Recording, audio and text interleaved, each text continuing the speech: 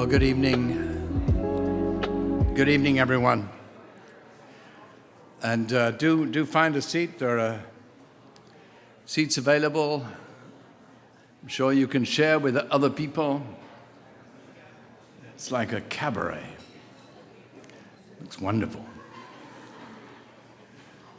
That's great.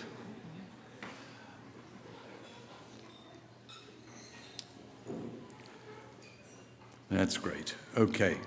So, good evening and welcome to the 18th Annual Carter Wask Award in Applied Art and Design. I'd like to begin, of course, by acknowledging our presence on the traditional and ancestral territory of the Musqueam, Squamish, and Tsleil-Waututh nations. Now, my name is Christopher Gaze, and I serve as a director on the board of BC Achievement, the program's presenting organization. I'm honored and delighted to be your host this evening. I think as this is a night to honor and celebrate exceptional achievements, I think we should have a little rehearsal. I think if you feel like cheering, clapping, whooping, hollering, at any moment, I think that should happen. So let's have a whoop-de-doo now. Yeah. That's good. That's what this needs to be. And it'll be another great night. We had this fabulous night on Tuesday. To open tonight's ceremony, please welcome BC Achievement Program alumnus Halakton to welcome and honor the awardees. Halakton.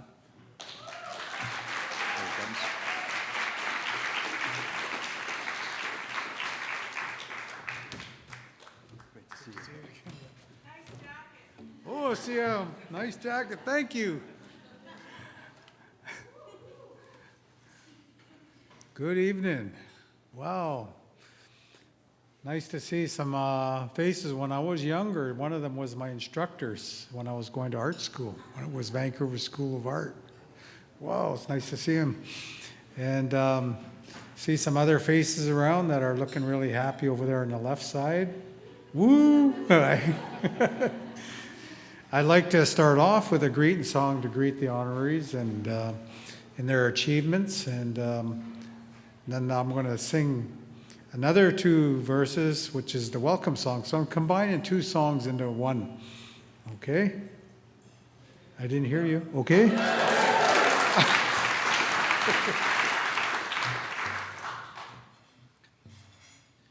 Yo, yo, yeah, whoa, oh, yeah, whoa, oh, yeah, oh, yeah, who, yeah, yeah, whoa, yeah, whoa, yeah, whoa, yeah, oh, yeah, yo.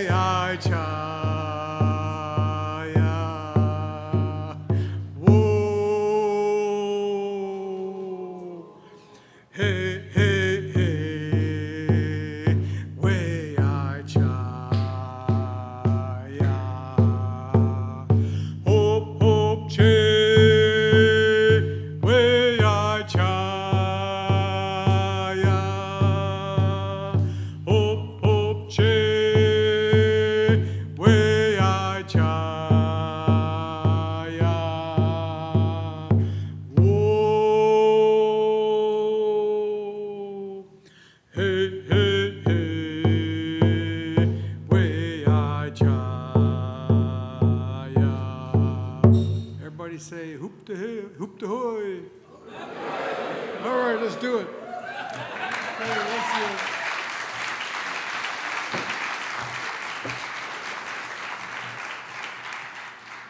Thank you, Halakton. It's very meaningful to have you here this evening. As I think you just said, you were a student of Sam Carter's. And so the program's founder, namesake. Also, congratulations on receiving an honorary degree from Emily Carr University of Art and Design. So well done, Doctor. Doctor. Good things happen to good people, and you're one of them. It's wonderful to be able to host this evening in person again. 3 years is a long time. But we are back, and in many ways, coming together and celebrating artist community. It almost feels more meaningful now. For those of you who are new to the work of BC Achievement, our mission is to celebrate the spirit of excellence in our province, and in doing so, inspire achievement. The Foundation recognizes excellence in our province through 5 programs. It's extensive: reconciliation, community, Indigenous business, First Nations art, and applied art and design. Now, nominations for BC Achievement programs are accessible, and they're open to all. And through these nominations and then ultimately awards, we share stories from BC's artistic, social, cultural, and economic landscapes and showcase the innovation and excellence that, of course, thrives here in British Columbia. BC Achievement Programming ignites a movement that captures the best of BC, and it carves a path forward for others to follow. And we invite you to consider nominations for 2023 in any of the programs. You're all part of this. The Reconciliation Award program, often in partnership with the Office of the Lieutenant Governor of British Columbia, recognizes individuals, groups, organizations who demonstrate leadership, integrity, respect, and commitment to reconciliation, outlined in the Truth and Reconciliation Commission calls to action. The Community Award program recognizes individuals that go above and beyond in their dedication and service to others. It honors individuals who devote their time and energy to making their communities more caring, dynamic, beautiful, healthy, and inclusive. The Indigenous Business Award program honors excellence and focuses on the successes of Indigenous businesses and entrepreneurs. And the final 2 programs are showcased here tonight in this combined exhibition. The Fulmer Award in First Nations art.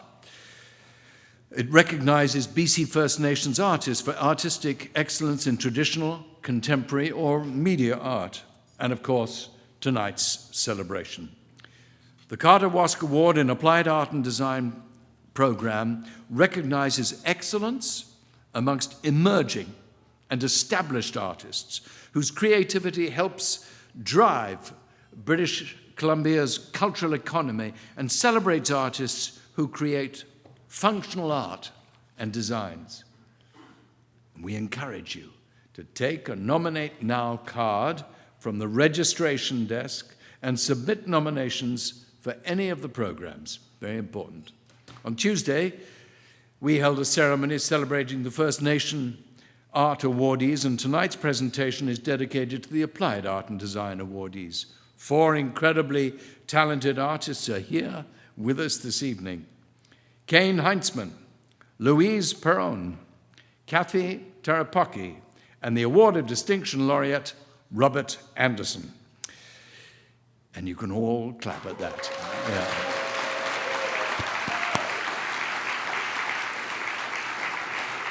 So this evening is a chance to celebrate functional art, and tonight we will witness through the awardees how ingenuity empowers their respective ideas and how their role in BC's creative economy stirs imaginations, drives aspirations, and transforms lives.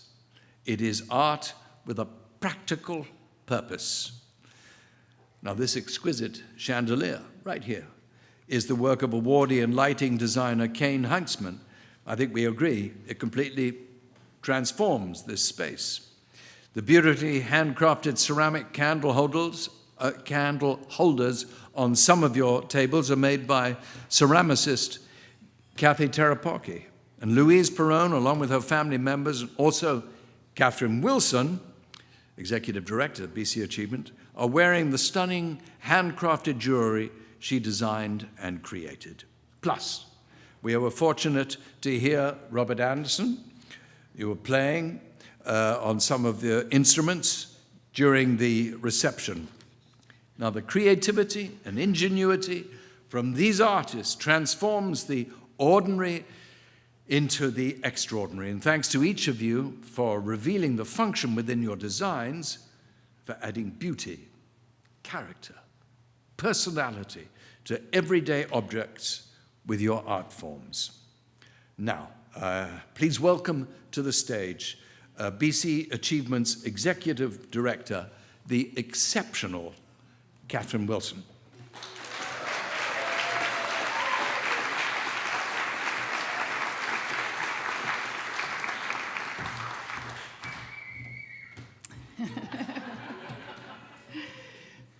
Thank you, Christopher. Hello, everybody. Welcome. Robert, Caine, I'm trying to see everybody, Louise, and Cathy. It's so good to meet you and see you in person. BC Achievement is honored to be celebrating each of you, elevating your creativity, craftsmanship, and talent this evening. I've said it many times, but one of the best parts of my job is when I get to make the call with awardees to let them know about their award recognition. It's tricky because we can't tell them why they should meet on Zoom with two strangers from BC Achievement. We try to couch the request in a veiled question around the nomination, and most times that works. So first of all, thank you for taking my call. Strangers no more.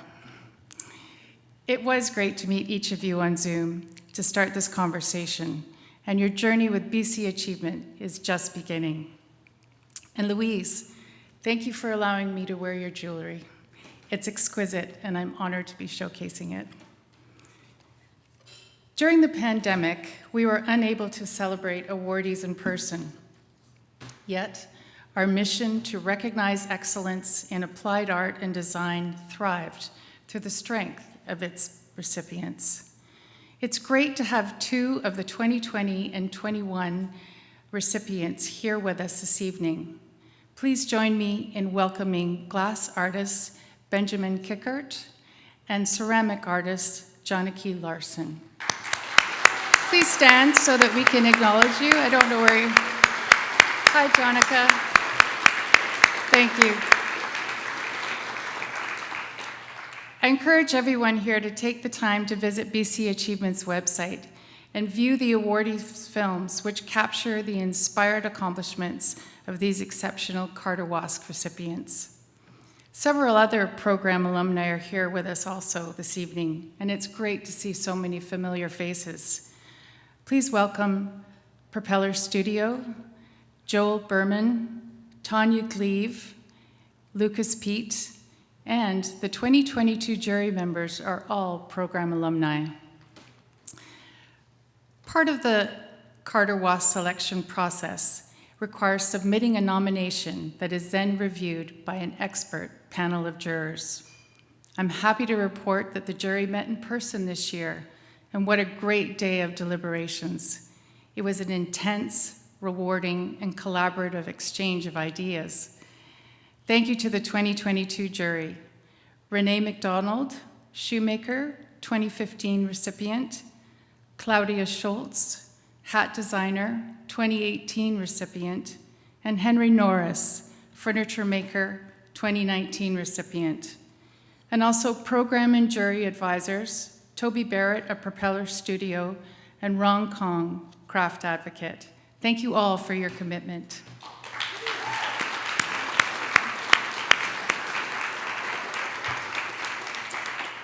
Tonight's presenters, Doug Copeland, Kate Beaumont, and Rong Kong, we're grateful you will pass the torch to the 2022 recipients. Welcome and thank you. I'm so pleased to see you here, Sam.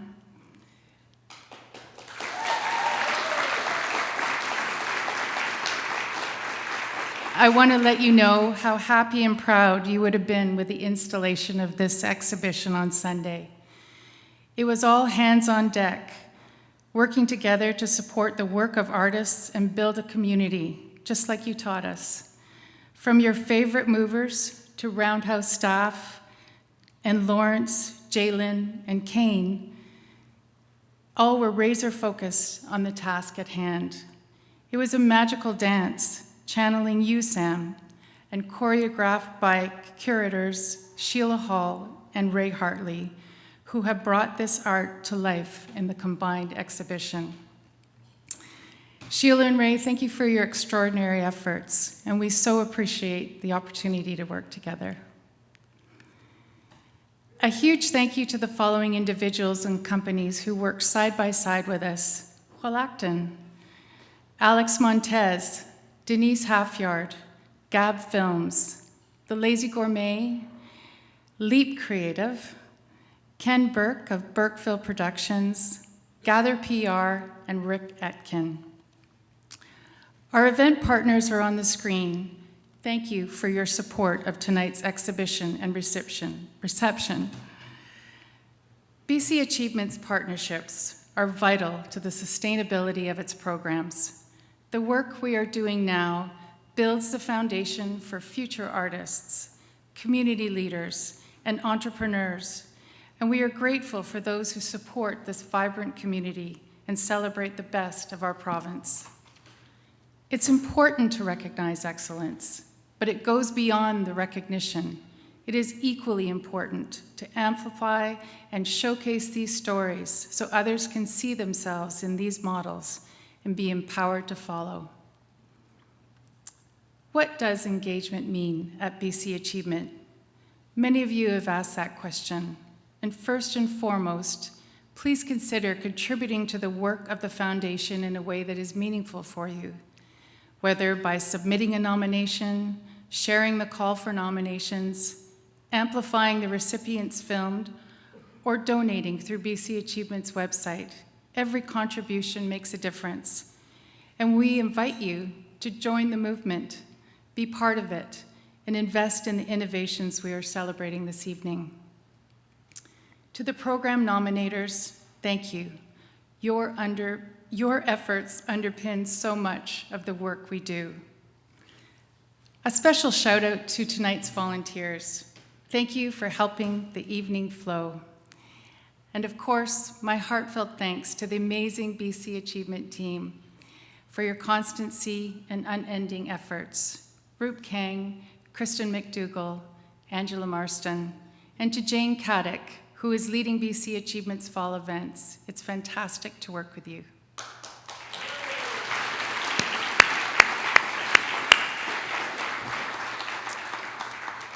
And to Christopher, many thanks for shepherding this evening's celebrations.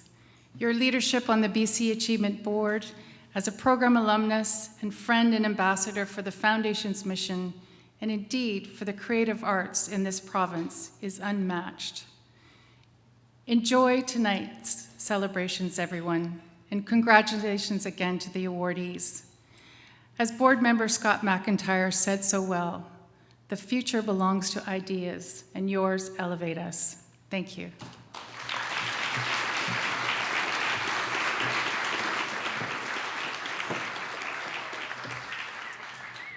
Thank you, Catherine, and the wolf whistles too.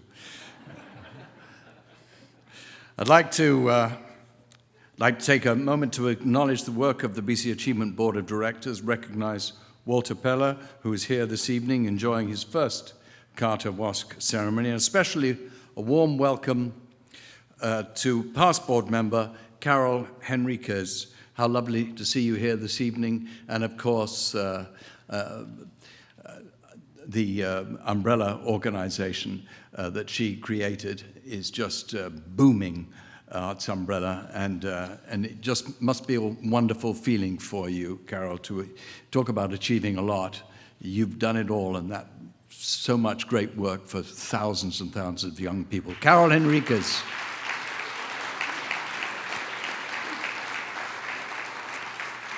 The Applied Art and Design program is named after its founder and greatest advocate, Sam Carter, Professor Emeritus at Emily Carr University of Art and Design, and its founding donor, Dr. Joseph Wask. BC Achievement has been so fortunate to work with Sam, whose passion and joy for applied art and design, coupled with an extraordinary hands-on commitment, enabled this program to flourish.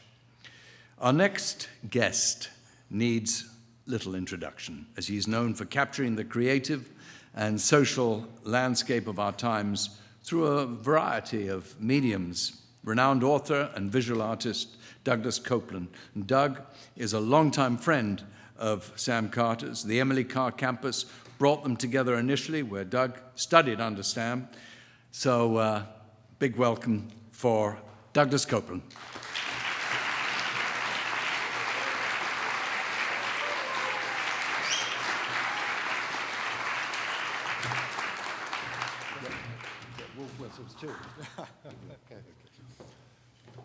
Oh God, what a pleasure to be here tonight with all of you.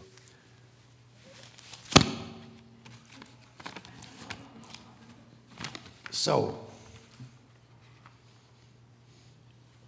my first day of art school was September 2nd, 1980.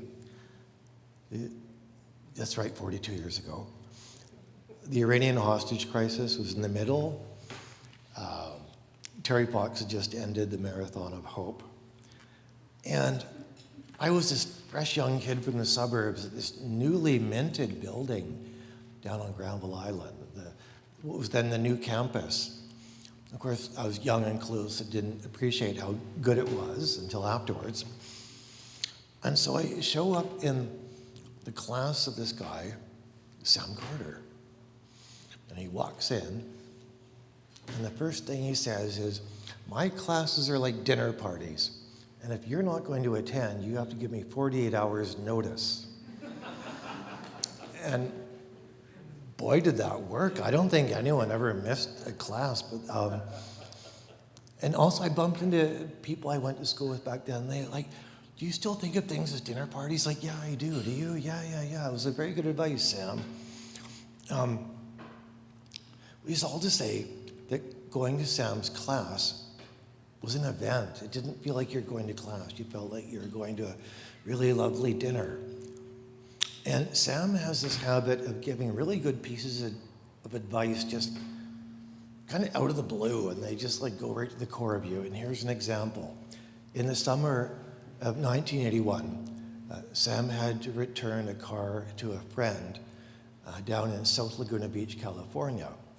And he asked myself and Angela Grossman and Derek Root, they were a couple then, and we were all close friends, do we want to take turns driving the car down to Laguna? Or yes, like I'd never been there before, and it was kind of crazy. Like you go for, I don't know, it's like we've all done that drive, it's nuts.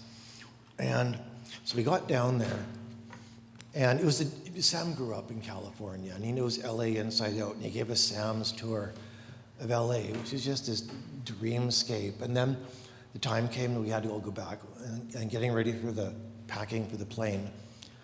And I had made this really big deal about getting in Beverly Hills a map to the homes of the stars. And it kind of drove everyone nuts. And finally I got it. And I mean, even back then the stars were like Myrna Loy or these people from like even then 5 decades before. But it was rolled up, and I was like, oh God, how am I gonna get this back to Vancouver? And he says, Jesus, Doug, like all you have to do is like, took a piece of cardboard, folded up into a triangular prism, put it in, And he said, you better get your act together or people are going to start thinking you're not three-dimensional.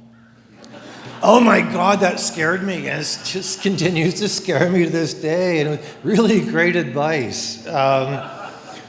So Sam can see things in you that you would never see. And he has the perspective of all his wisdom and years. Also, I should say, Sam is from Los Angeles, but he went on to become Canadian, and then he went on to become more than Canadian. He became a super Canadian, and he created these massive indexes of objects and ideas and things that define who we are. And he also helped eBay pay the bills for its first 10 years or so. And to be at Sam's house with everything up on the walls, it was like being in Aladdin's cave. Now, the other thing about being a foundation year at Emily Carr, if you were lucky enough and you had your act together and personable enough, you got to be a bartender at one of Sam Carter's parties. And the thing, Sam, I don't know if he remembers this, but when I went into art school, my family kind of saw it as me giving everything away for 3 beans. And, oh my God, what's going to happen to him? And with Sam at these cocktail parties he'd have at his house, suddenly you realize, oh, there's a future. There's actually something solid, and there's this other life that you can have at the end of this experience. I have never, ever once heard Sam Carter say a mean thing about anyone's art or design. Wherever there's creativity, wherever there's something, way to go, because you know how the art world is, and the design world, it's like very inspiring in itself.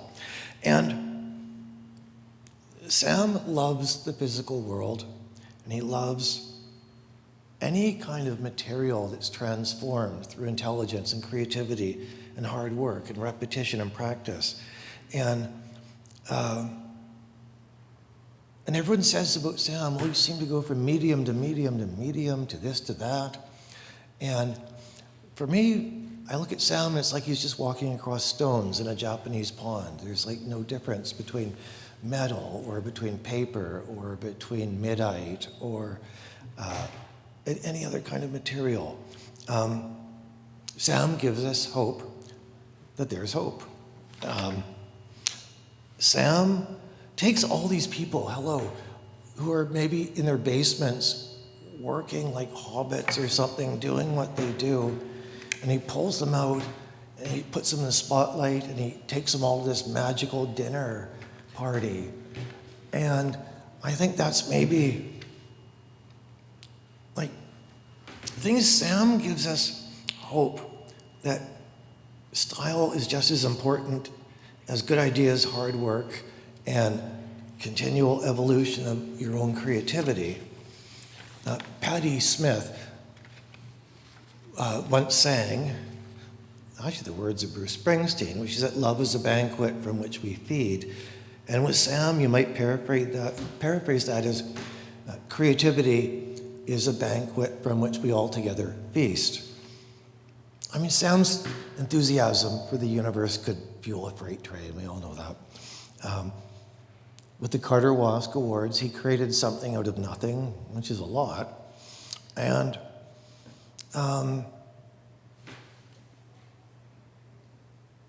this something, as time goes on, is going to take love and attention and hard work and curiosity. God bless all the people who made tonight possible.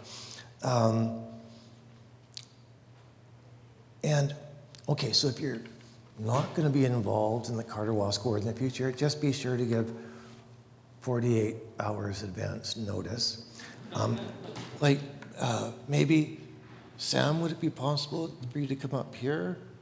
Maybe, Sam?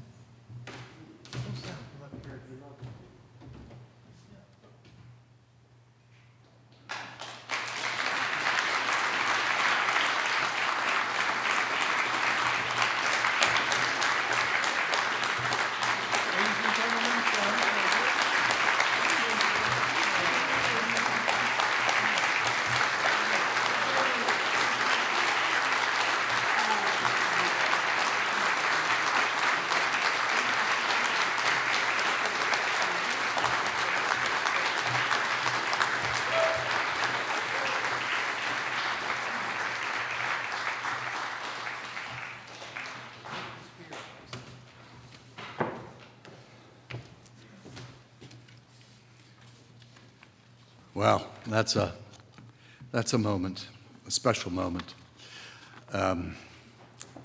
Thank you, Doug. Just so eloquent, fabulous. Done so much good in the world, Sam. Congratulations. That was gorgeous.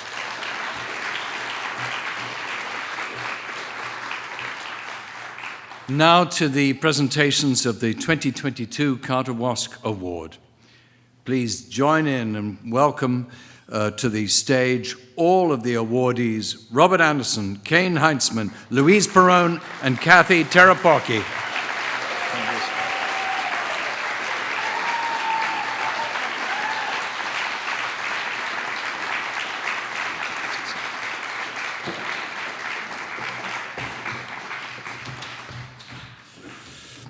So as part of their recognition, each awardee receives a certificate and a medallion with an accompanying lapel pin.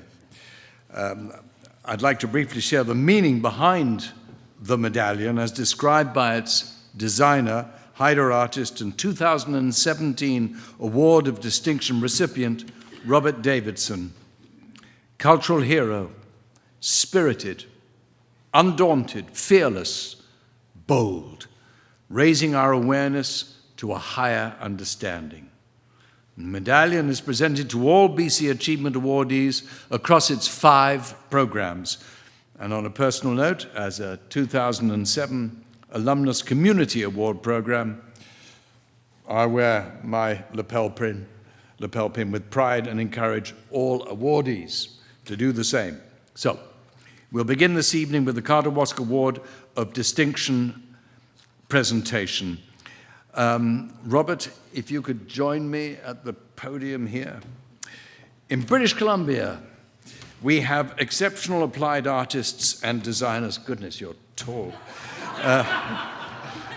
Perhaps you could sit down again. There we are.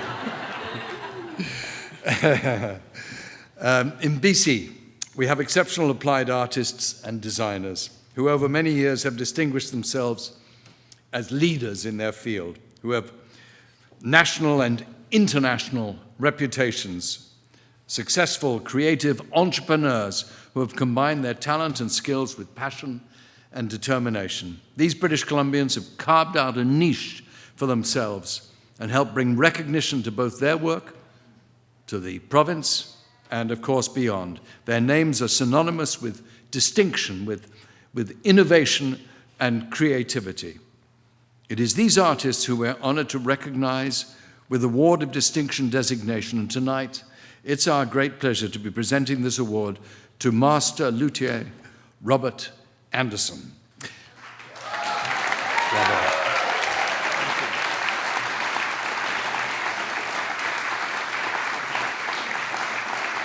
So, thank you. I would like to invite back to the stage Doug Copeland as the presenter of this award. As is evident from Robert's display here, Robert is committed to hand-building musical instruments that are objects of beauty, constructed with the highest level of craft. His stringed instruments are designed to be sensitive to the player's intent with a sonority which can only be achieved by hand building. He feels fortunate to work in a field where he can create the tools that enable musicians to fully give expression to their art. So please turn your attention to the screens for a special film presentation.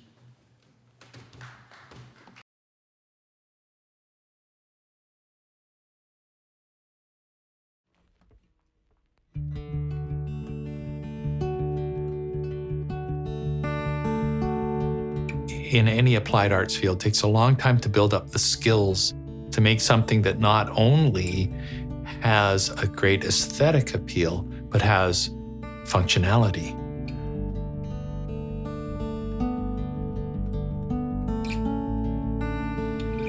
When I was a young teenager, I really wanted to learn how to play the guitar. I guess I was about to turn 14. My dad and mom gave me that guitar. I developed a real love of performance. of playing guitar and singing songs for people, it satisfied something really deep in me. And I didn't know anything about how they were made or what went into the making of a guitar. But over the years, as I played the guitar, I became aware that the ones that were handmade had something special about them. I got married and had kids, and music kind of fell into the background until one day I was perusing a newspaper called The Penny Saver, and there was an ad in there saying, make your own guitar. And so I did. I called this fella up and said I really wanted to do this. And I learned a lot about how to build a really light guitar that had a really big sound. It starts as a block of wood, and everything is done with hand tools to cut it out and shape it and sand it and scrape it. That process of physically transforming a piece of wood is so enriching. It's like having a child, right? It just wants to come alive and make sound.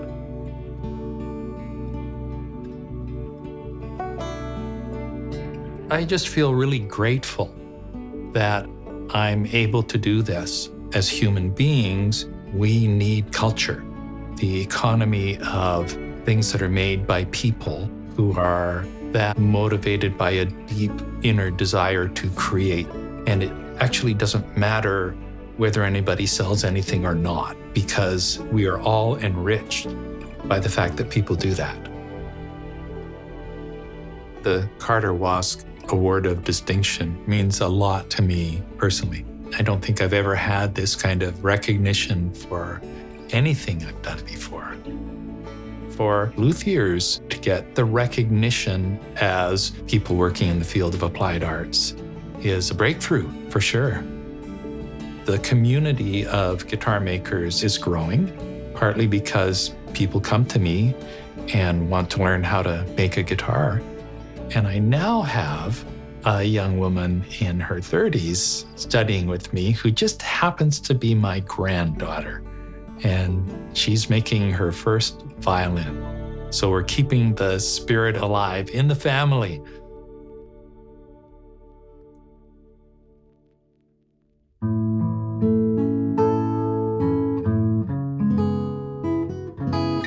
I want my guitars to facilitate the creation of music. Music is ephemeral. It just happens in the moment and it never happens again. I love that. I play the same song on every guitar that I finish after I string it up and check that all the notes are right. And the song is Somewhere Over the Rainbow. And I just hope that people who play my instruments get that, you know.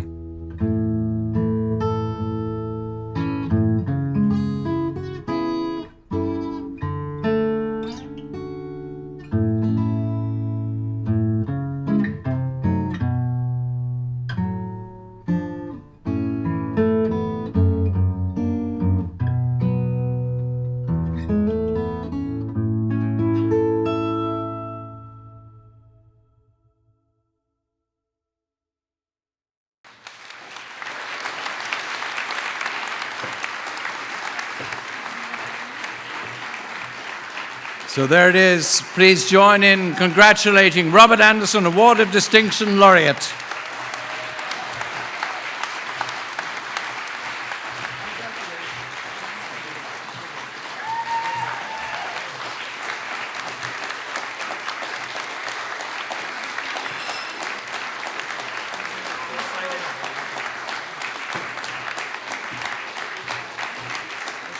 I can take that for you. Would you like to say a few words?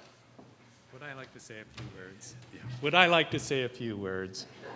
Thank you, thank you, thank you, thank you, thank you, thank you, and thank you. I do have a short reading for you.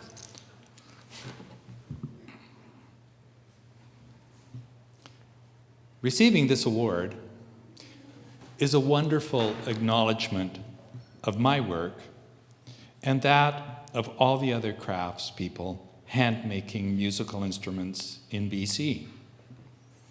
I'm thinking of makers of harps, Uilleann pipes, and banjos, to name a few, as well as ukuleles. There's a friend of mine sitting right there who's made a bunch of them.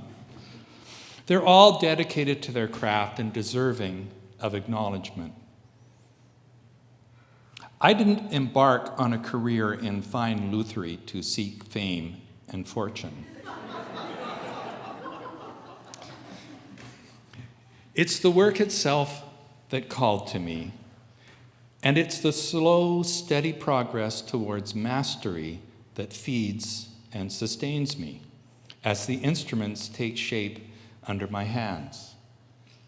Like the bee stings in the corners of a violin, I'm still working on making those a little better every time. My wife and co-creator, Susan, has always given me incredible support, believed in me, listened gracefully to seemingly endless rambling thoughts on lutherie, encouraged me to learn from my mistakes, adapt, and refine my working methods and materials, and make each instrument a little better than the one before. I would not be here without you. Thank you. I want to thank the BC Achievement Foundation, my family, all my luthier friends and students, and especially my first teacher, who was mentioned in the film. That was Mike Jones. And I also would like to thank my mentors, Michael Dunn and Eric Schoenberg, for their support and for their encouragement over the years. I remember I was sitting on the grass in an open field at the Puget Sound Guitar Workshop, where I went to study guitar playing. And this was in 1994. And Michael Dunn was there. And Michael Dunn was well known as a guitar maker, a luthier, an instructor in guitar making. He taught at Douglas College for about 20 years. Taught a lot of people how to make guitars. So I was sitting there with him, and I'd had this idea that I might want to make my own guitar. And so I asked him if it was possible to build a good sounding acoustic guitar on my first attempt. Of course, he said. If you follow the instructions and take care with your work, there is no reason you can't build a beautiful sounding instrument on your first try. I'm happy to say I took his advice, and I began the journey that brought me here before you today. Thank you.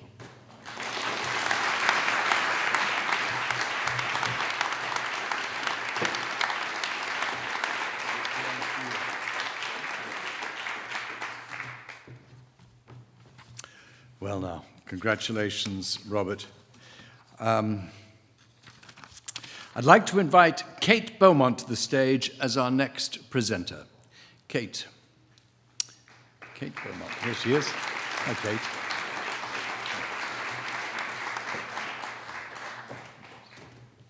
Thank you. Special thank you to Kate for joining us this evening to be part of the award presentation to the Judson Beaumont Emerging Artist, named in honor of Kate's late husband, a BC-based furniture designer.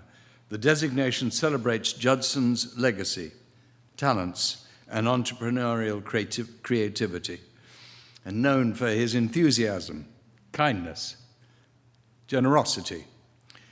Judson exemplified the meaning of excellence and continues to shine as a model of success and inspire others in British Columbia. A mentor to many aspiring artists and designers, Judson enjoyed sharing his experiences and ideas with students. Kate, thank you for presenting this award today in honor of Judson. He gave much to all he undertook, including his passion and support for the work of BC Achievement and the Carter Wask Award Program. It's now my great honor to introduce the 2022 recipient of the Judson Beaumont Emerging Artist designation, Caine Heintzman.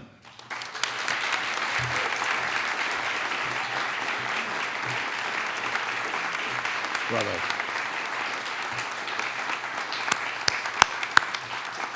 So as a lighting designer, Caine has always been curious about the materiality and fabrication of the objects and equipment that allow him to enjoy the natural environment as an outdoors enthusiast. And he found himself naturally inclined to industrial design as he's inspired by ritual and everyday useful objects that help improve people's lives.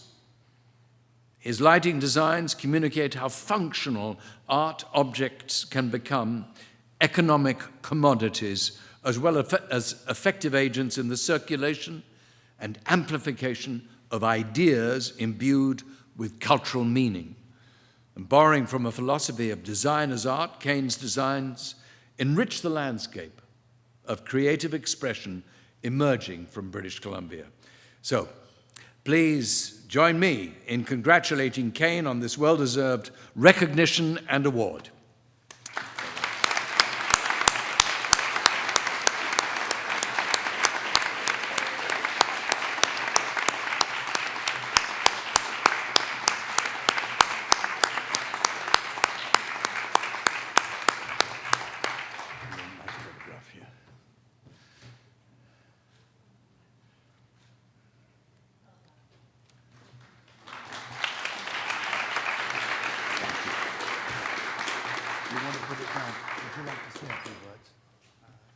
Yes, good. I can take it for you if you like. There we go. Perhaps I just hold on to that. Thank you. There we are. It's all yours.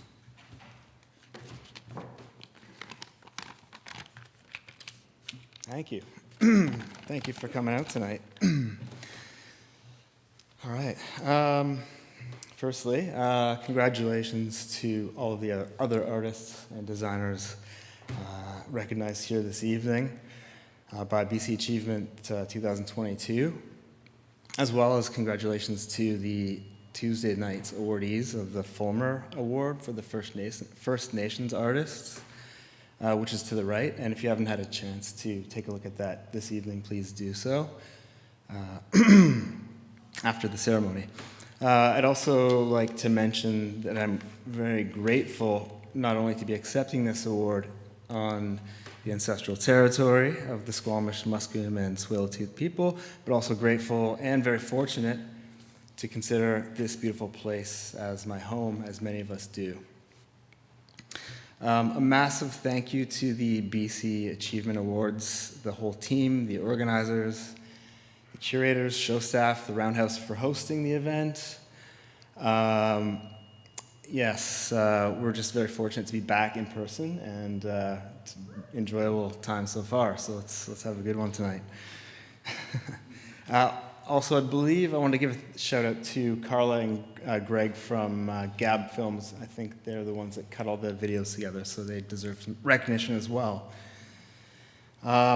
Earlier, actually, when I was here to do the installation, I had the opportunity to look at the alumni photo board, and I was shocked as to how many people that I had actually recognized from our community who are on it. It's actually just back there at the back of the room. If you have a chance, later on you can go take a look to see who's on there. But lots of local legends, and I'm truly grateful and honored to be peers with this group now. And thank you so much to Kate Beaumont for the honor of receiving this award in Judson's name.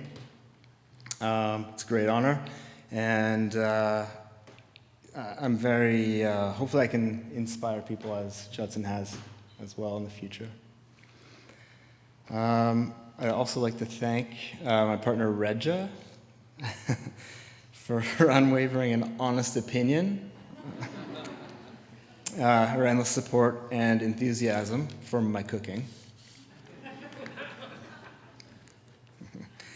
It's much appreciated. So, my partners also in our company, which are the lighting pieces that we manufacture. It's called And Light. Matt and Lucas, they're here tonight as well.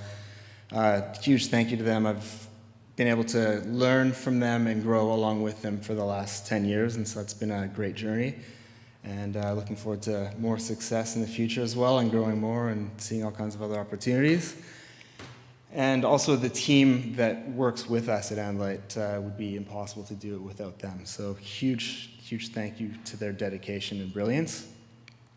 I got to give a thank you to my parents as well, because they've been so supportive in all of my pursuits, and I've only really received hard criticism from them when I've really truly been blowing it and need the nudge to get back on track. So.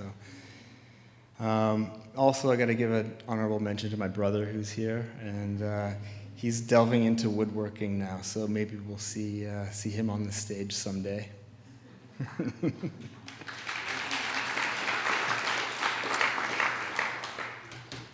I just wanted to mention that as I was here on the Tuesday night awards for the Fulmer Awards, and there was Dempsey Bob was one of the speakers, one of the I guess he was a guest speaker for some of the awardees, and he gave a short talk,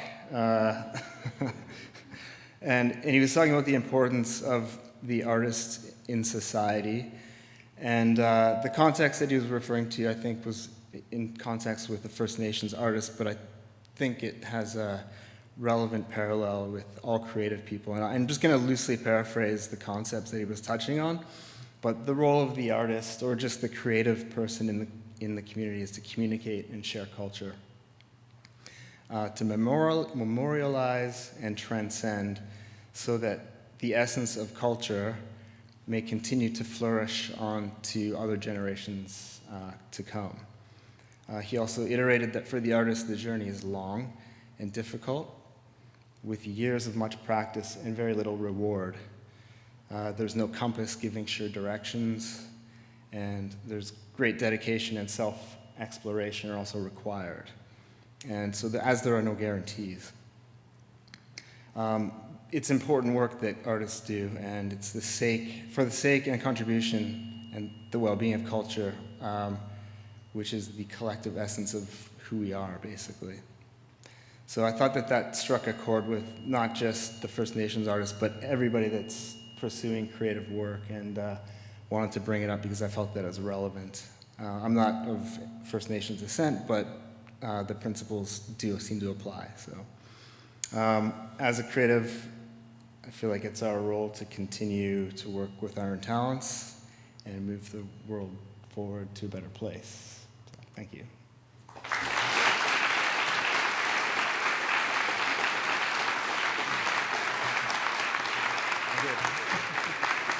Congratulations. Bravo. Thank you, Caine. Next, we're honored to recognize awardee Louise Perrone. Louise, please do join me.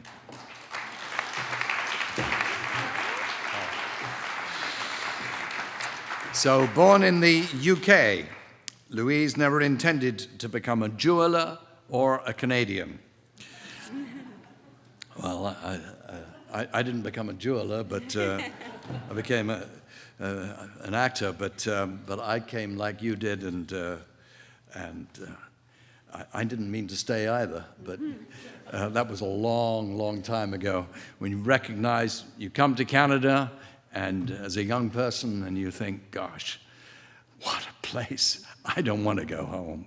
This is where I live. And that's what happened to you.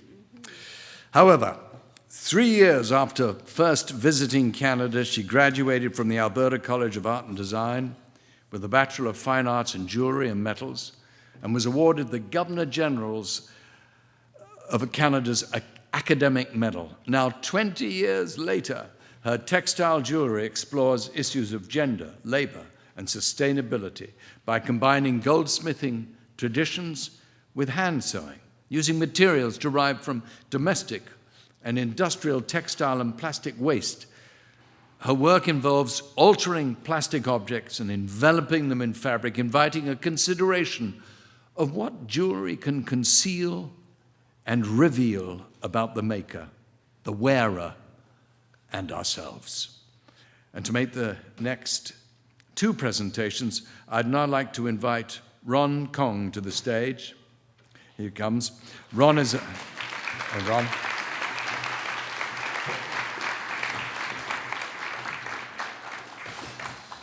Ron is a longtime advisor to BC Achievement and a craft advocate. So, ladies and gentlemen, congratulations, Louise.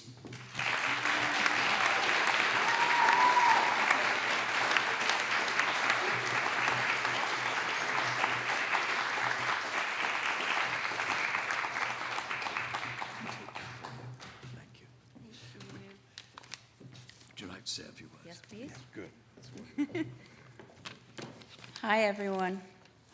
You don't even have to get used to my accent because he's prepared you for the English accent so you can understand what I'm saying.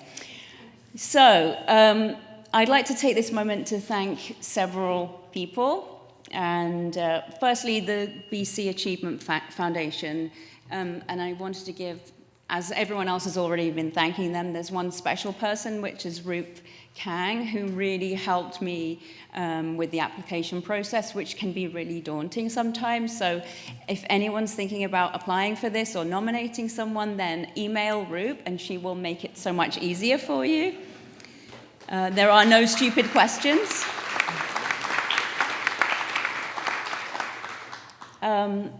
As a jeweler myself, I'd like to especially draw attention to Robert Davidson and thank him for designing this beautiful medal that is over there for me. I'm going to treasure that medal, and everyone take note, important occasions require exquisite jewelry.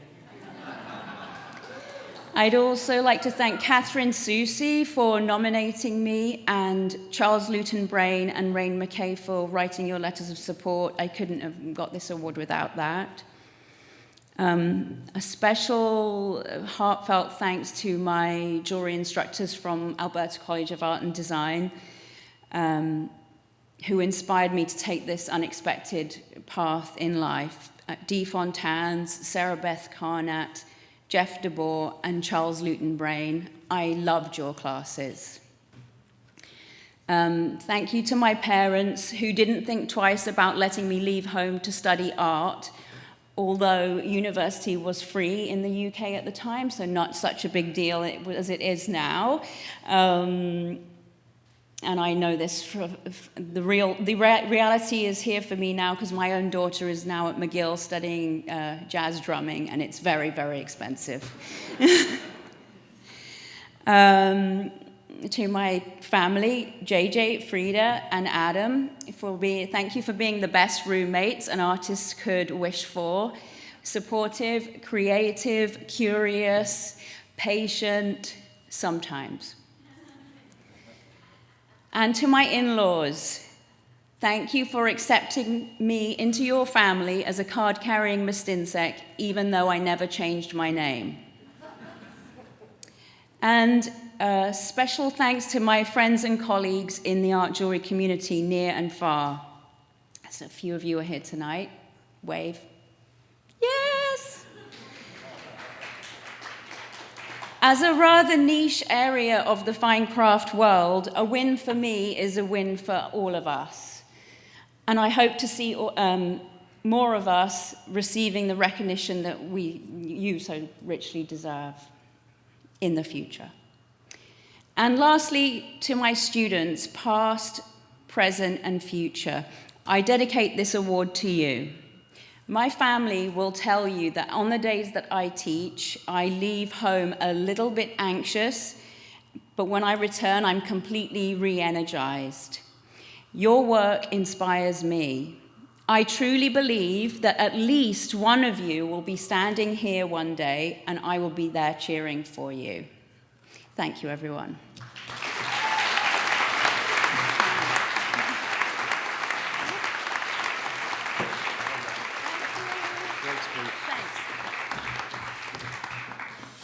Congratulations, Louise. Now, please welcome Carter Wask Award in Applied Art and Design recipient, Cathy Terepocki. Cathy, do join me. Bravo.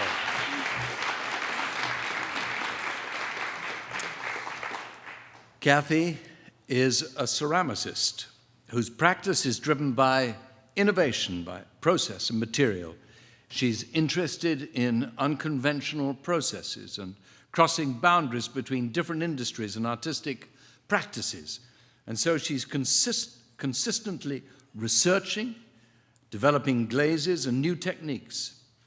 She's had a diverse practice which includes exhibiting, teaching, designing, and producing multiple collections of work, and she has exhibited internationally. Her local clay research has opened up opportunities for community engagement and allowed Cathy to create meaningful work and in turn contribute to the culture of the place that she calls home.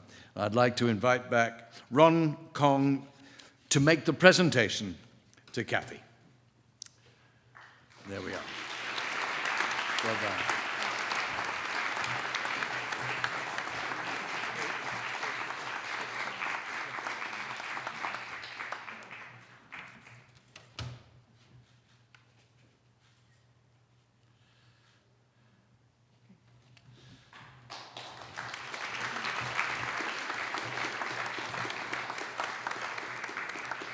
It's all yours, Cathy.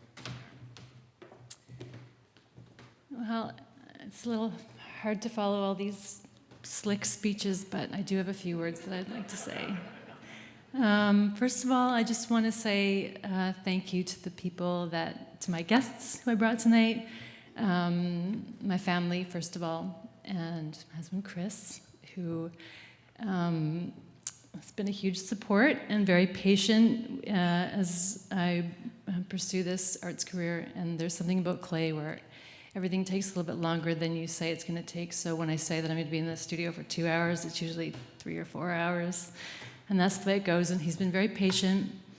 And to my 3 kids, Iris, Hazel, and Oli, who are here. And actually, I've got a bit of a throng of teenagers here who have all, at some point, worked in the studio, usually mixing clay. And, you know, it's not the most glamorous job. They could be working at the Corn Barn drive-through in Chilliwack, or they could be working at the big box outlet, but they're churning clay. And it's a dirty job song.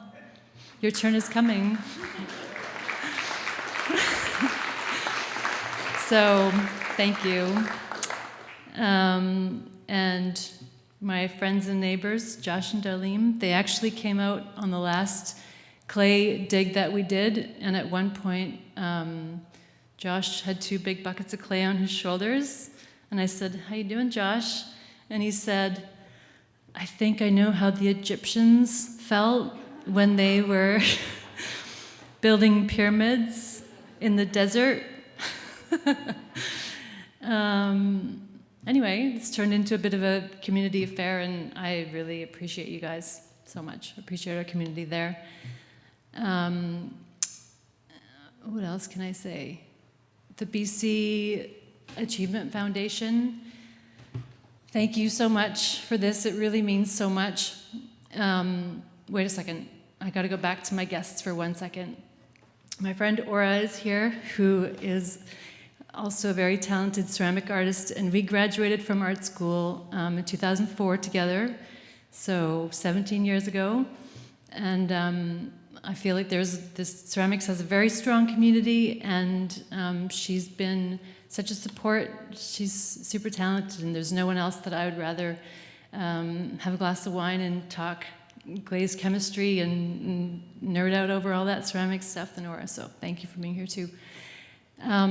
So yeah, the BC Foundation, I just really so much appreciate this, and that it's a BC award. I actually, about 5 years ago, I had a experience.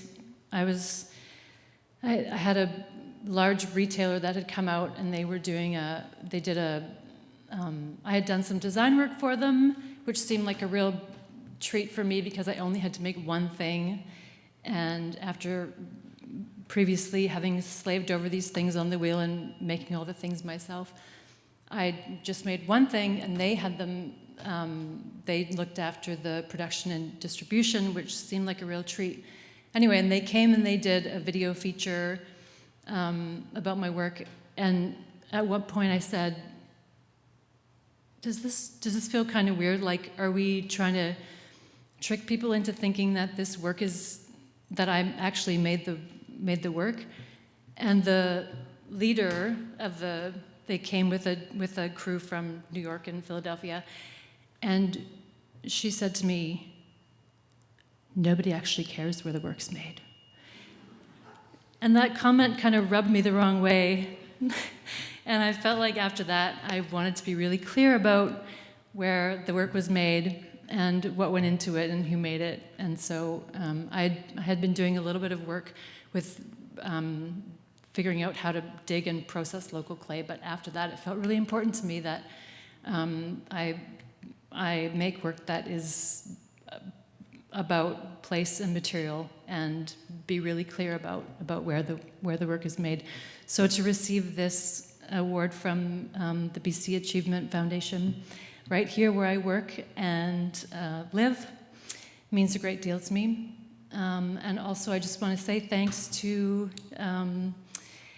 Sheila and Ray for putting together this beautiful exhibition, and for Carla.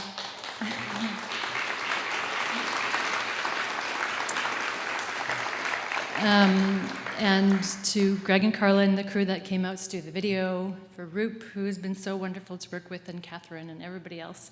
And thank you all for being here. I'm very honored. I'm going to stop talking now.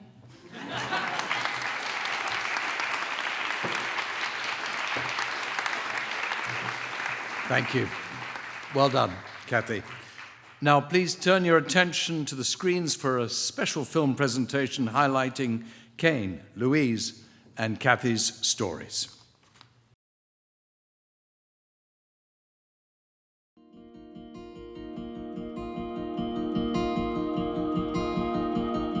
I'm really interested in making things with my hands and using unconventional materials in an interesting way.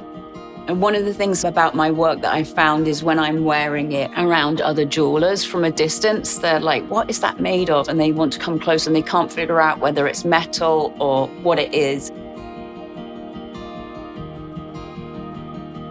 I really started to think about what could I make that felt meaningful, like really meaningful. And of course, handmade objects are meaningful in and of themselves. Like with the Chilliwack River clay, it would be like a light bulb would go off for them.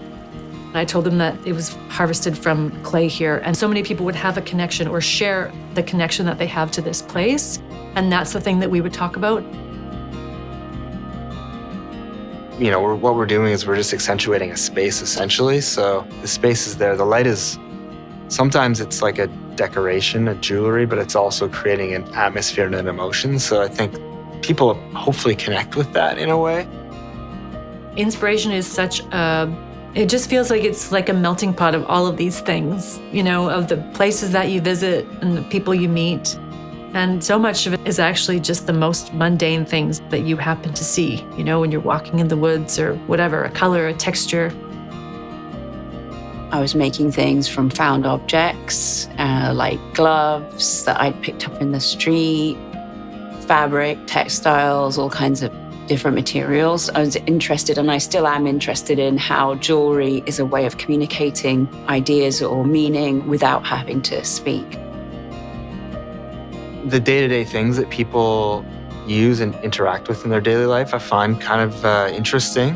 For example, like if you were walking down the street and like maybe a door handle looks different in Italy than it does in Saskatchewan or something. So just looking at those kind of like day-to-day sort of like banal things, I find them interesting because they're useful, but they also vary depending on culture and like, you know, the filters that those ideas went through to become an object.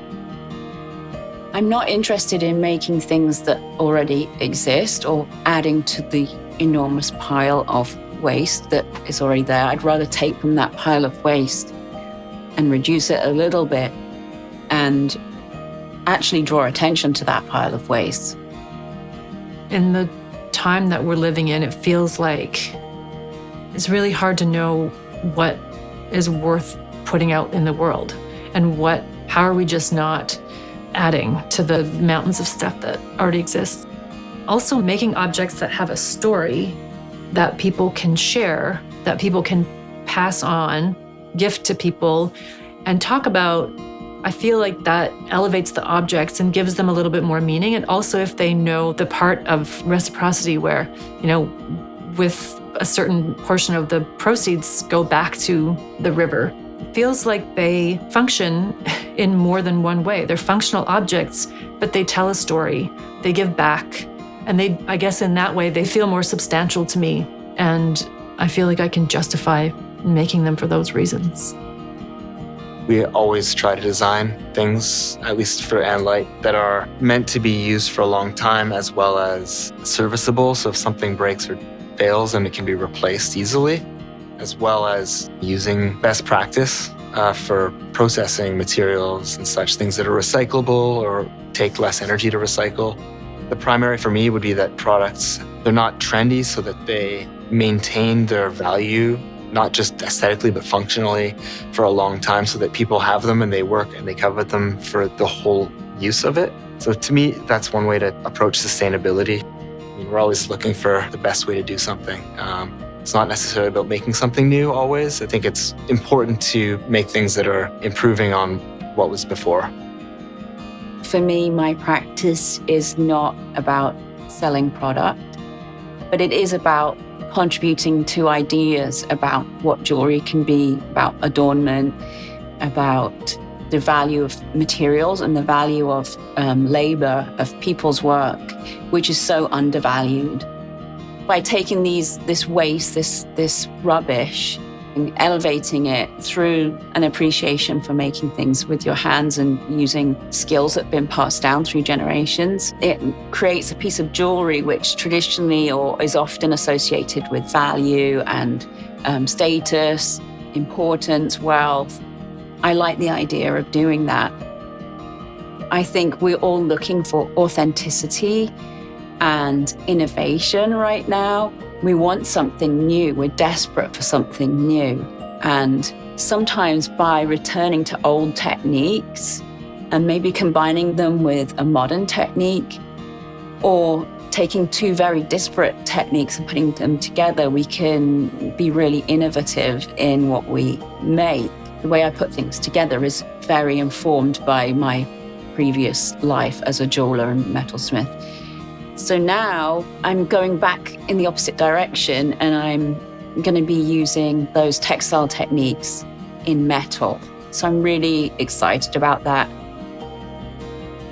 The idea with Veil, it's kind of an ambitious project. The idea was to create a tile that could be joined on at least 4 sides to create planes of light and could be suspended horizontally, vertically, or on the other axis to create like curtains or flat panels or vertical installations. The point of the product was to create sort of a tool set for architects and interior designers and designers to apply light into their spaces. So when it comes back and they've actually used it in sort of their own way, but still using the facility of the hardware, it's really, really cool. Like it really means that it works. It has its own spirit when you look at it, just how the light comes through it. I'm very happy with it.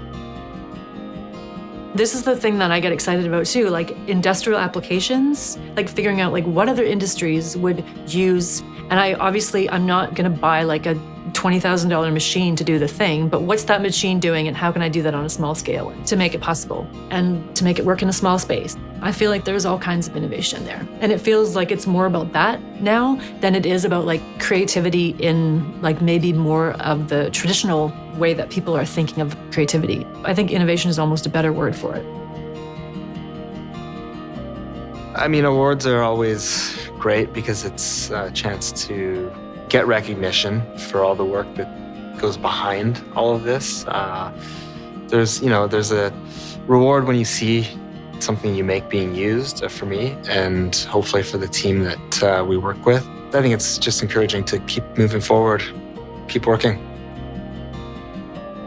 I'm really excited to have this opportunity to share my work with a different audience. And so it's really nice to be part of this broader conversation about craft and art and applied art, and to be recognized as a jeweler working with alternative materials and making conceptual work.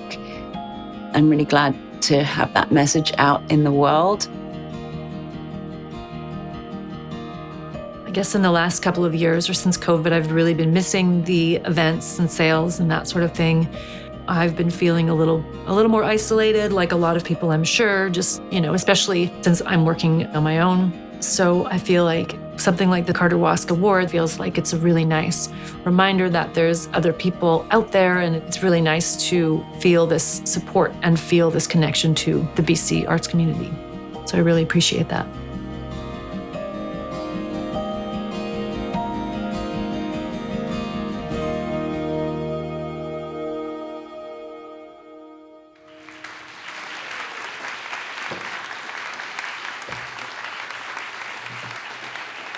So I'm going to ask all these remarkable artists to stand and come forward and take a nice photograph, and we can recognize them with cheers and applause.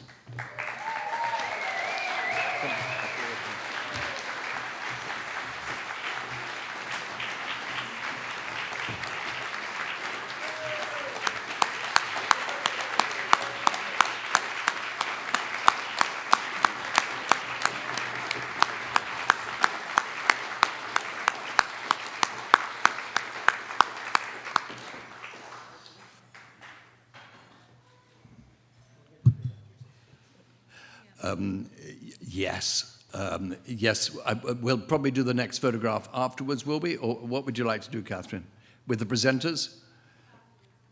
Well, maybe we have the presenters up, have everyone up. It'll be lovely. Then we can give them all a big cheer. Come on, Doug. You look wonderful in a photograph. Yeah. And as a... that's right. I'll move stage left.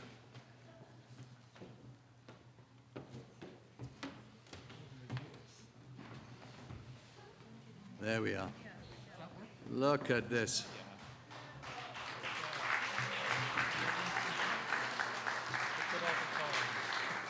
Okay, got it? All right. Thank you all. That's great. You can...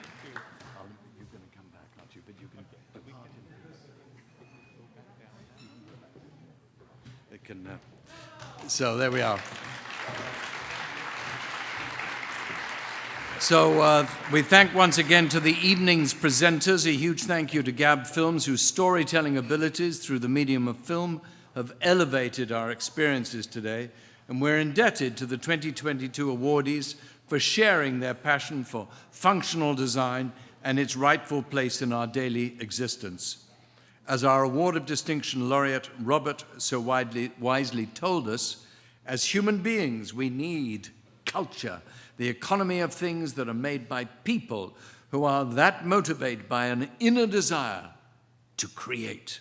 And this enriches us. And on that note, we have a special performance to conclude this evening's reception. I would like to invite Robert Anderson back to play a song that you will recognize from his film you saw earlier. Now, Robert, come on back.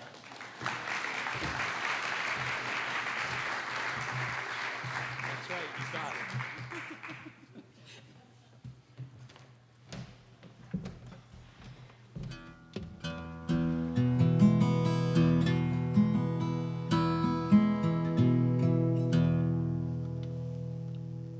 I've played this on you before.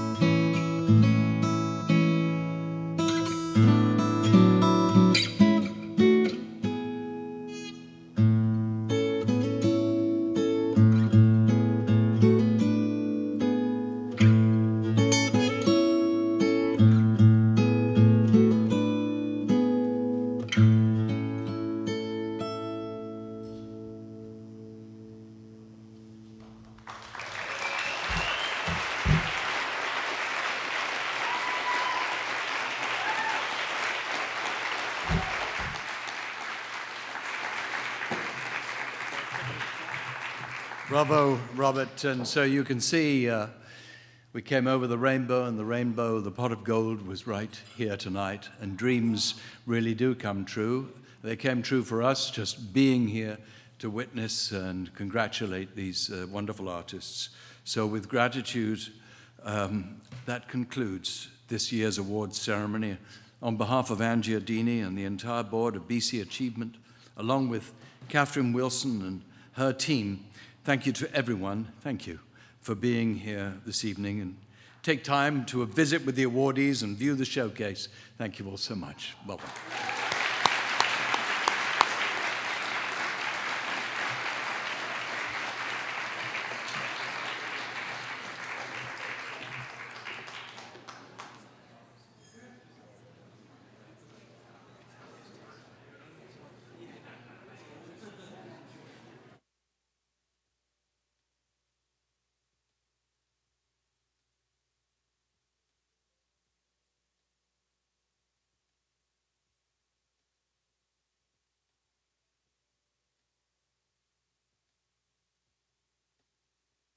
Thank you.